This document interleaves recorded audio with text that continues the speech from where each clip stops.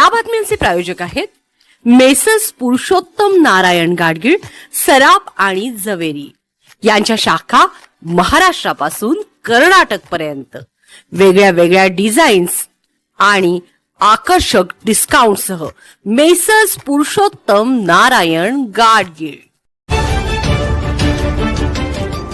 ताज्या बातम्यांसाठी पाहत रहा तिचा सागर न्यूज। गोकुळ दूध संघावर प्रशासक मुख्यमंत्र्यांच्या उपस्थितीत बैठकीत निर्णय। प्रशासक म्हणून यांची होणार नियुक्ती। कोल्हापूर जिल्हा सहकारी दूध उत्पादक संघावर प्रशासक येणार हे मुंबईत आज रात्री झालेल्या बैठकीत निश्चित झाले। मुख्यमंत्री देवेंद्र फडणवीस यांच्या प्रमुख उपस्थितीत वर्षा बंगल्यावर रात्री उशिरा जिल्ह्यातील प्रमुख नेत्यांची बैठक झाली। त्यात हसन मुश्रीफ यांचे प्रशासक येऊ नये यासाठी सुरू असलेले प्रयत्न अपुरे ठरले। गोकुळकडील 1108 संस्थांची कायदेशीर चौकशी होईल, यानंतर निवडणुका होतील। निवडणुका माहिती म्हणूनच लढवा, ही प्रक्रिया लवकर कशी होईल यासाठी प्रयत्न केले जातील, असाही निर्णय झाल्याचे सांगितले जात आहे।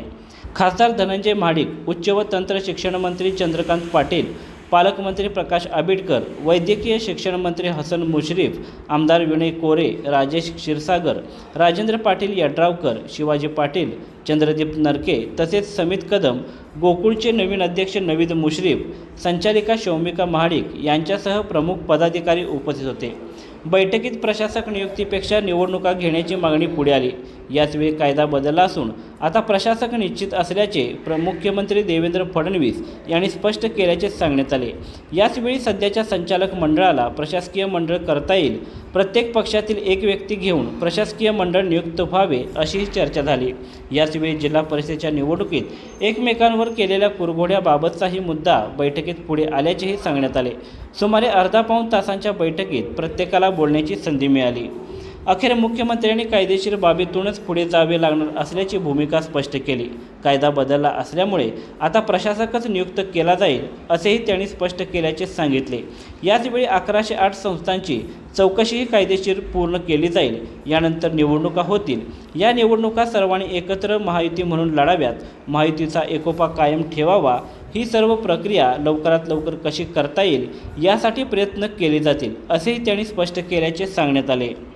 दरम्यान उद्या मुंबई उच्च न्यायालयाच्या कोल्हापूर सर्किट बेंचमध्ये गोकुळबाबतच्या सर्व खटल्यांची सुनावणी आहे। आज होणारी सुनावणी वेळेअभावी झाली नव्हती। प्रशासक किंवा प्रशासकीय मंडळ हे केवळ शासकीय अधिकाऱ्यांचे असणार की नाही, प्रशासकीय मंडळात अशासकीय सदस्य असावेत की नको यावर चर्चा झाली। त्यात विद्यमान संचालकांना संधी दिली जावी याबाबत प्रयत्न झाले। अखेर केवळ शासकीय अधिकाऱ्यांचेच प्रशासकीय मंडळ असावे असा मुद्दा पुढे असल्याचेही समजते।